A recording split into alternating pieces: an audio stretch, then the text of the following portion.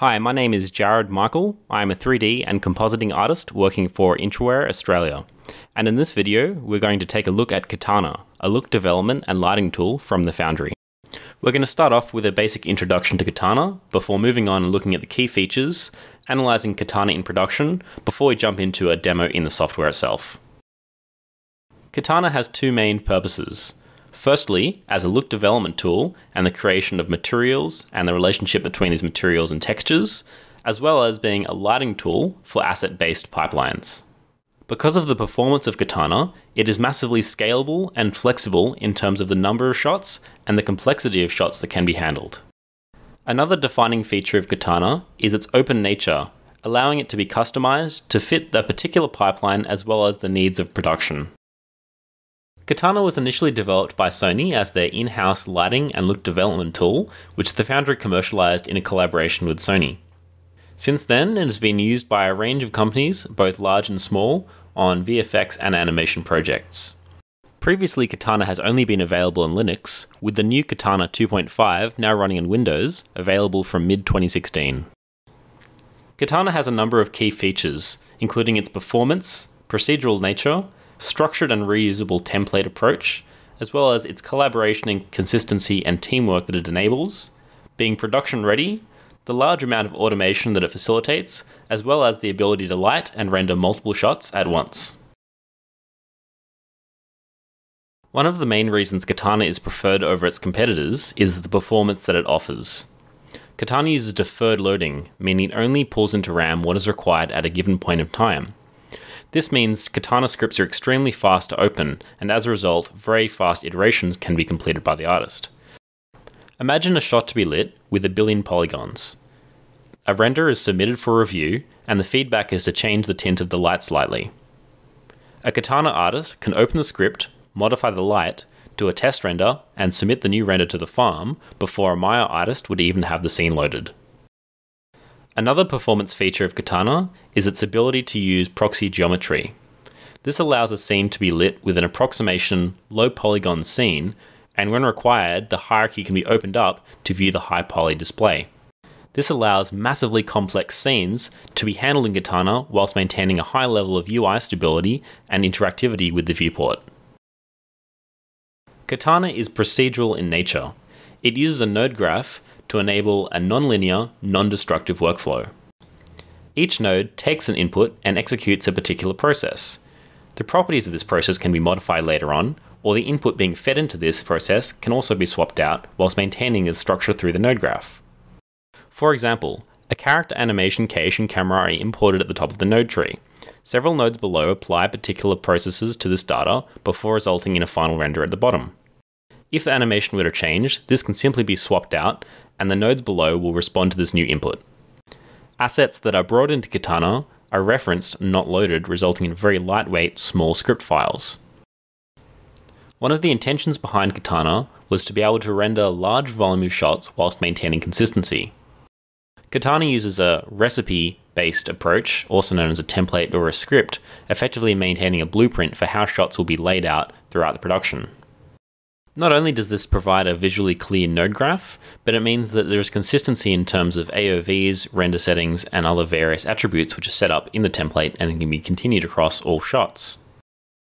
There is a focus on reuse in Katana, not only including the script or template approach, but as well as that, assets from look development such as materials that are set up, as well as light rigs can be shared across production to ensure consistency. All of this means that a Katana lighting artist can open up the show script and guarantee that the technical setup of render settings, AOVs, etc. is already completed, and they can focus on the task of lighting and look development. Katana is designed to enable collaboration and consistency when working with teams of lighting artists. Assets that are created, such as light rigs or material setups, can be shared with other artists using live groups and look files. This allows look development and lighting to occur in parallel.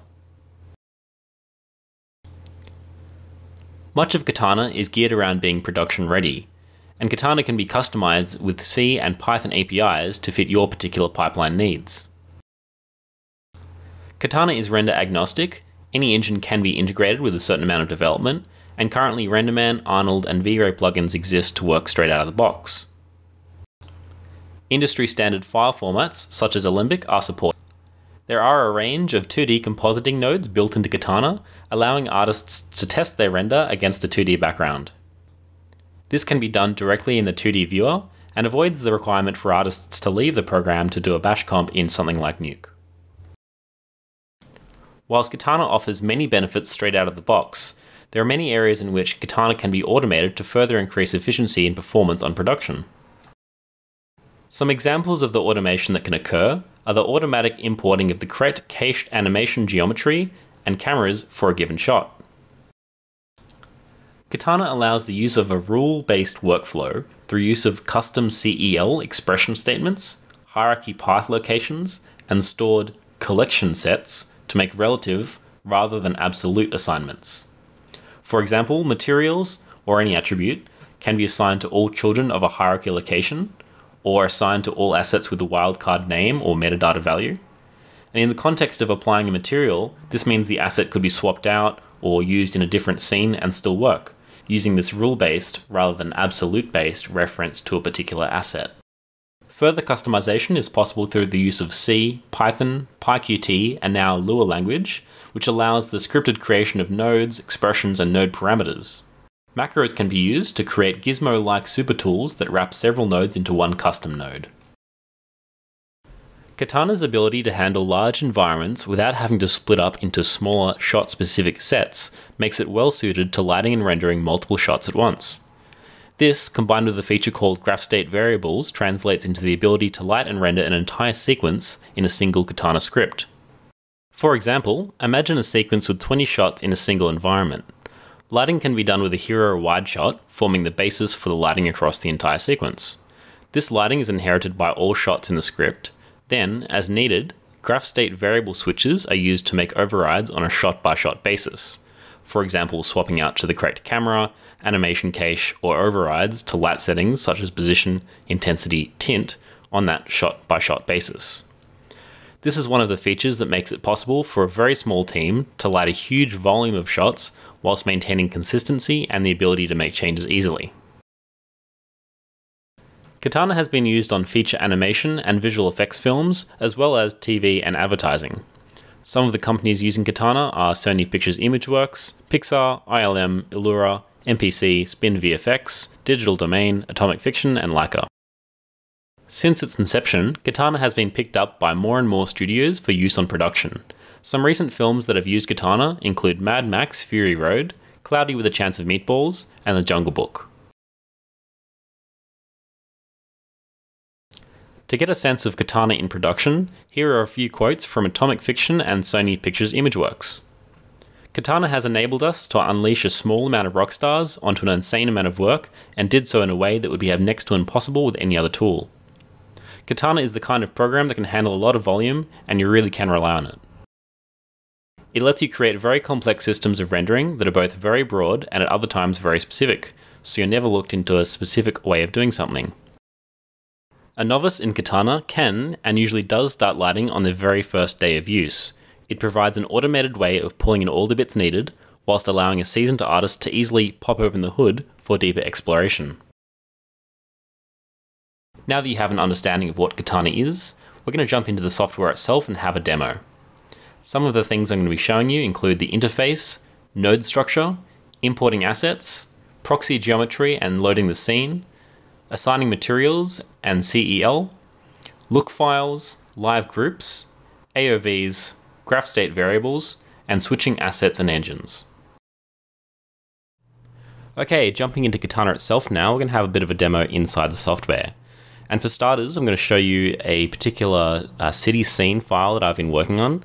I modeled this in Maya and I used Katana to light and render this setup. And this shot is what I'm going to use as an example for lighting and look dev in Katana. Into Katana, we're going to have a look at the interface first.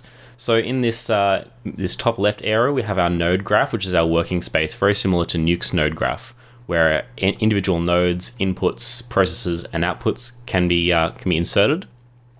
Down our bottom left here, we have our scene graph, which is very similar to a Maya outliner, where we can see all the individual pieces of our scene. So geometry, lights, materials, all these things will be visible. And it depends at which point in the scene that you're viewing a node at, that determines what you're going to see in the scene graph.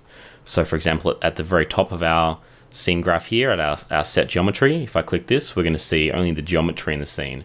Whereas if we view later on down our stream, we're actually going to start seeing our materials also existing. So now we actually see our materials once we're viewing from this point in the node graph. Moving across to our right, we've got our viewer space, and if I just open up our geometry here again at this point in time, we're going to see all of the geometry that we open up. Now Katana is a little bit different in that it's only going to show us what we have open in our scene graph. And right now I'm going to have my proxy geometry viewable here. So it's very similar to a viewport in Maya again. You can move around here in 3D space, you can zoom in, zoom out, all your kind of standard controls there to rotate and move around your scene.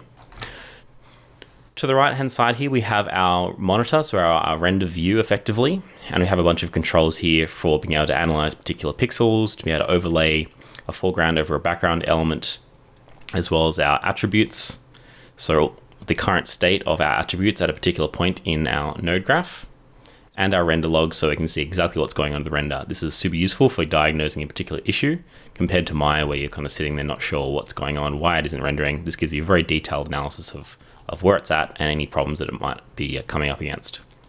We have our project settings on the bottom right here, and up the top we have our parameters section, which is a very similar to Nuke's properties bin.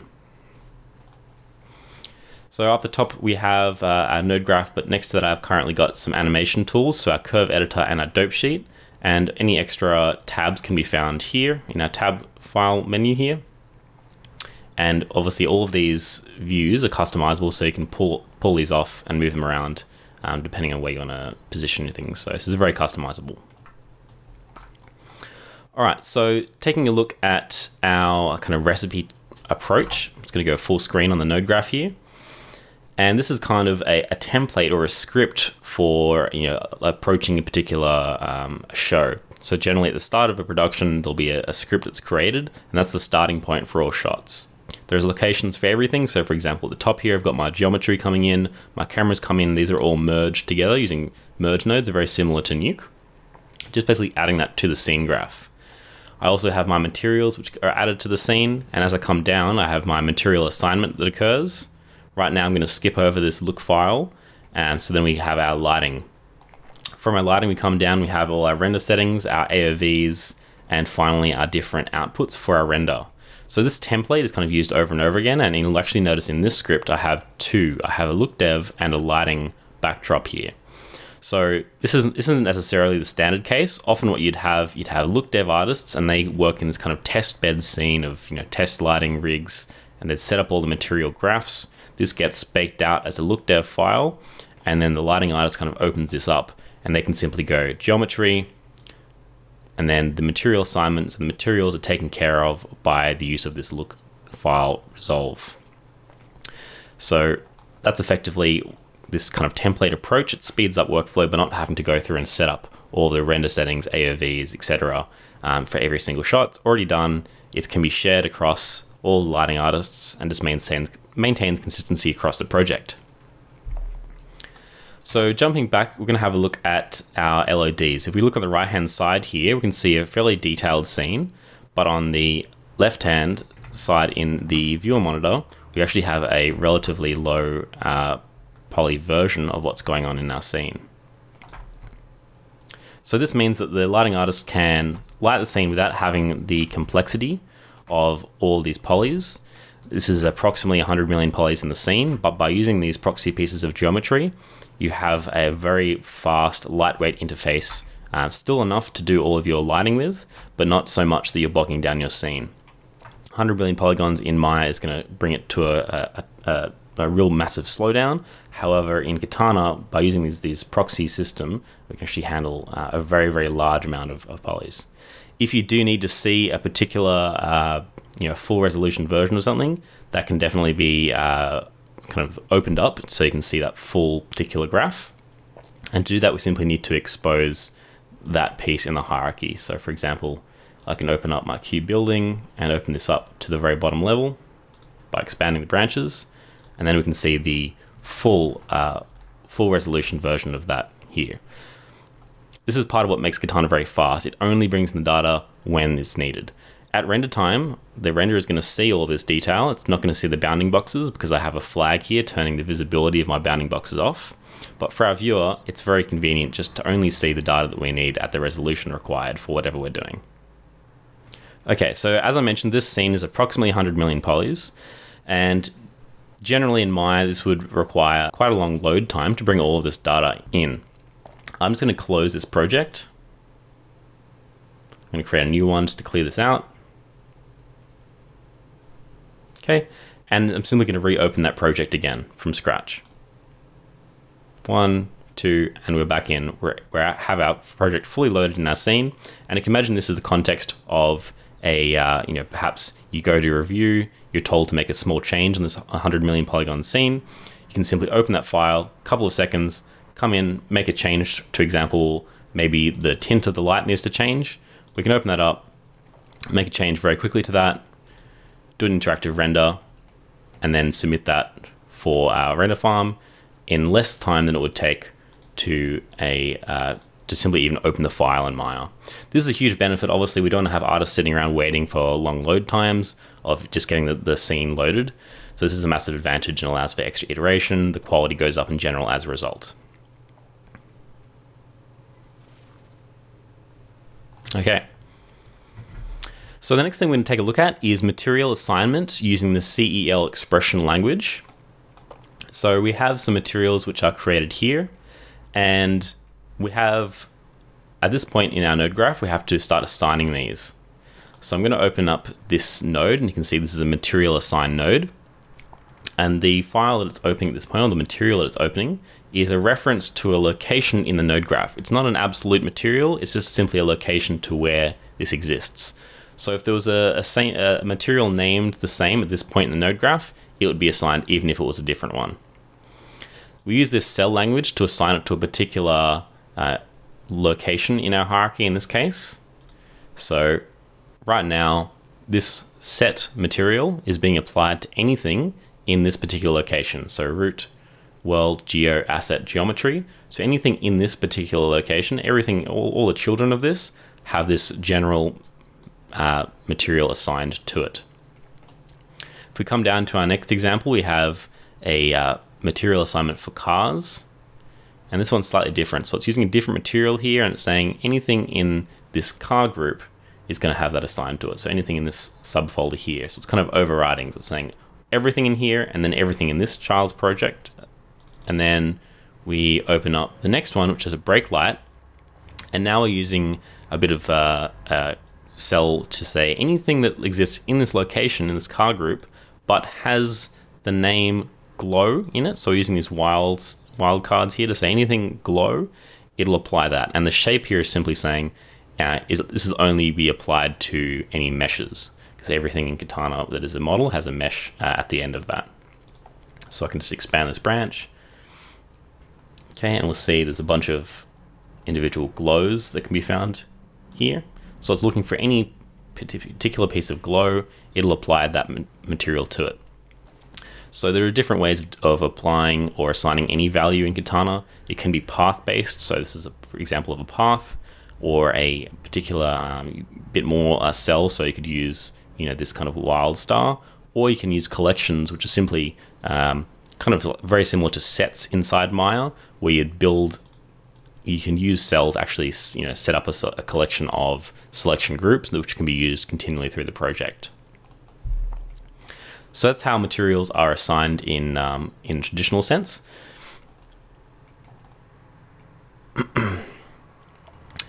We're now going to have a look at the lighting tools inside Katana, and the Gaffer 3 node houses all of your different lights that are available. It's very easy to do, and in this case I actually have both RenderMan and Arnold lights which coexist in the same node, and that means that later on down the track I can render from either Arnold or RenderMan, and it'll work either way. So very easy to create a light. We simply right click and say add light, and then we assign a shader to that as required. So in this case, for my AR distant light, it's an Arnold setup using a distant light shader under my material here, and all of the properties that you would be used to inside Arnold for your lights can be found here. So your intensity, exposure, whether it's casting shadows, etc. All of those settings are as standard.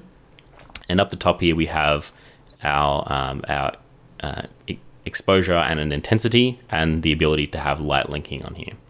Some nice other lighting tools are the ability to mute and solo lights. So for example, in this scene I have, with my Arnold setup, I have an environment light and I also have a directional light. So I could say I want to currently mute that directional light, and then I'll simply re-render, pressing my slash key, just to see the effect of, if I only want to see what the contribution of my environment light is, for example, in my scene. Okay, so very useful in diagnosing what's actually happening in your scene, rather than having to turn lights on and off. Whilst we're looking at our monitor here, we're going to have a look at some of the extra features. One of the ones I really like is the ability to use our eyedropper tool to select a particular pixel so we can see color values, or we can use it to select geometry. So for example, we might get some feedback to say this particular piece of geo here, we want to go in and make that darker for whatever reason. So we can simply click that. We're getting this information about the color data, but we can also simply use this as a way of grabbing this geometry from our graph. So I can select this, and now we can see it's delved down into our node graph and found that geo. Makes it very easy then to make an assignment to this. For example, assigning a different material to that, or making a modification to that particular part of the node graph. So that's the pixel analyzer. We also have the ability to use the underlay overlay controls. We can make comments for a particular render. We can give some instructions or what sort of settings we were using on this catalog render, for example. And we can use some very standard controls to up our exposure or gamma, and then reset that with control home, depending on what we want to see. This is actually color accurate. So if we wanted to go down, for example, one stop here, we can say, okay, that's one stop, and then make a change to our lighting based on that. So some other useful tools here. When we have a light, we can actually inherit the light's setup from what's above it. So for example, here with our lighting, we have our master rig, but then on a per shot basis, there's an override to say, I'm going to inherit what was coming from before, but make some override changes depending on which shot that is. And we'll take more of a look of that in our graph state variables section. So we're going to have a look at our look development using our look dev files and live groups.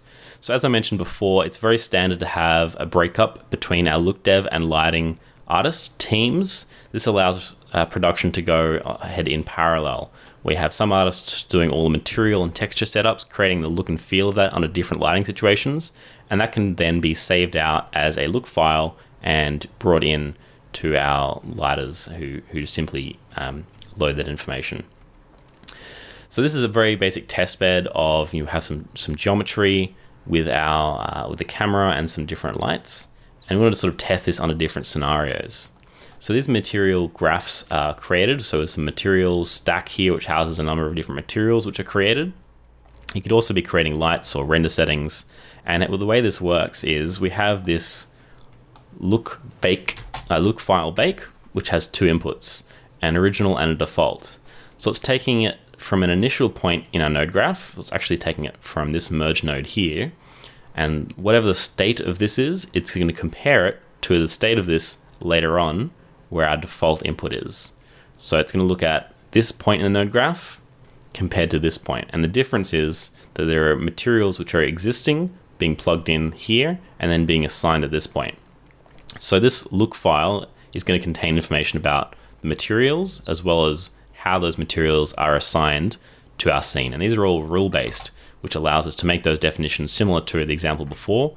We might have particular hierarchy locations or particular wildcards using metadata brought in from Maya to assign materials based on names or other values which are included in the Alembic file. So this look file is basically a script. It's very lightweight. It's a KLF file which can be written out, and that contains all of this data of the materials and the material assignment. The lighting artist can then simply has no need for the materials or the material assign sections, so we could even disable these, and instead of that we can resolve our look file. So if I render this again, we can have a slightly different look created from our look file, And this is completely bypassing our material assignment. In this case, it's actually overriding that, but I could also disable that. Okay, so now we have a different light, different material setup brought in from this look file. Okay, let's take a look at the graph state variables inside Katana. And this is going to allow us to have a single Katana script, but light an entire sequence in this one file. So the way this works, I've currently set up in the project settings a number of variables. So if I open this one up, we can see I have a variable here called shot, and I have a few different shots that I've created. 010, 020, and 030, representing 3 different shots in this particular sequence. Up the top then, we have this little variable, and we can choose which shot we're going to be using. And depending on which one we select, the node graph will go through and choose the correct switches to travel through our network and then push out a render depending on which shot we have active. For example, let's say we have 3 shots in the sequence. Depending on which shot we choose, we need to make sure that the Katana script is going to load the correct camera. So we use these simple variable switches to do that for any parameter required. So for example, our geometry might need to change, our animation cache might need to change, our cameras, that sort of thing. So in this case, we have a very simple switch. It's simply saying, depending on which shot we're using, which variable is currently active, it's going to use that specific camera. So if it's shot 1, it's going to use RenderCam 1. If it's shot 2, it'll use RenderCam 2, and 3 for 3, etc. So if I were to change my shot to shot 2, for example, it's going to look at that variable switch and render from that new camera point of view. So I'm just going to re-render again. I'm going to see that new camera location so you get an idea of how this works. Okay, so this is now a different camera angle that we're seeing. We're looking up now, and the same if we went to shot 3, we'll be able to see that third camera angle. So because Katana is very efficient at handling large sets and doesn't need to be split up into on a per shot basis, it means you can very easily have a very large environment and then simply have one Katana script and light them all in this one space. Obviously, you may need to make changes to other values other than the lights on a particular shot. That may include, the light intensity, the direction, or the materials, etc. on a given shot. So we're going to take an example, take a look at one of those examples. So the approach for lighting this type of sequence could be, we've taken a hero wide shot. So the first shot we saw might be an example of that. And we've created our light rig, our Gaffer 3 node, and done some basic lighting, getting that looking good. Then on a per shot basis, we may need to make some overrides to say, okay, on shot 2, we're going to actually have to change the intensity of the light, or move those lights slightly, or change the tint of those lights, etc. So this is what's happening here. We have an extra Gaffer 3 node, and what's happening is, depending on which shot we have active, it's going to choose which of these paths to flow through. So if I change this to shot 2, for example, or shot 020, it's going to travel, it's going to use my master lighting, it's going to inherit all this lighting setup, but then it's going to go through this second path, and it's going to use this override. So what I've done here is I've actually inherited the incoming scene, so it's brought in the light setup from here, but then I've made some changes, some overrides to this particular network. So I've adopted this for lighting effectively. This is where you can adopt it for lighting. And so if we look at it up here, we have this red and orange, and then we're changing it to a kind of a more of a pinkish kind of hue to that. And the same even for our shot 1, I've made an override where I'm changing the scene to a green. So let's take a look at that. Change it to 010. Re-render. And so we're going to see a green scene now. Great, and there we go. So this is an effective example of how you could potentially have an entire sequence of shots, maybe 20, 30 shots in a sequence. You do a generic kind of master lighting rig on that, and then as needed, you make changes so that the animation gets swapped out, the cameras get swapped out, and then any overrides occur, normals, point position, etc. on a given shot. Because this is part of our template, this only needs to be once, and lighting artists don't have to worry about doing it. It avoids repetition of work, and it ensures consistency across all of the shots. This means that artists can simply view through the viewer whatever AOV they require. So for example, by default, we're going to see our beauty pass, but we can obviously change that to whatever AOV we require.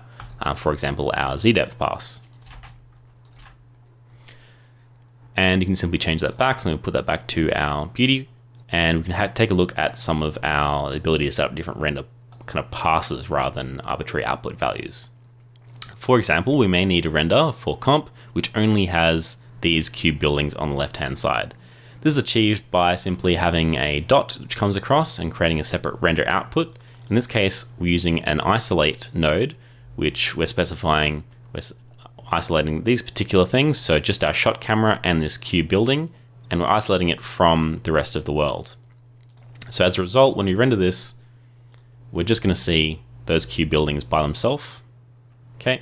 And we have an alpha channel there to be able to comp that out. So it's very easy to set up whatever render outputs you require just using these isolate nodes, and there are also prune nodes which are used at the top of our node graph, for example, to remove our bounding box from the scene or set the visibility for that. Okay, so now let's take a look at using Katana's overlay functions to basically do a slap comp in our viewer here in our render space to have a look at how this is going to look when comped over a background. So we have this character here, this robot character, and this is for a VFX shot where there is a car which is chasing this particular robot. So using our catalog, which is a way to view all our different renders that we've been working on, these are automatically saved, we can turn our underlay overlay tools on and overlay a particular shot. So for example, this I've rendered this car image.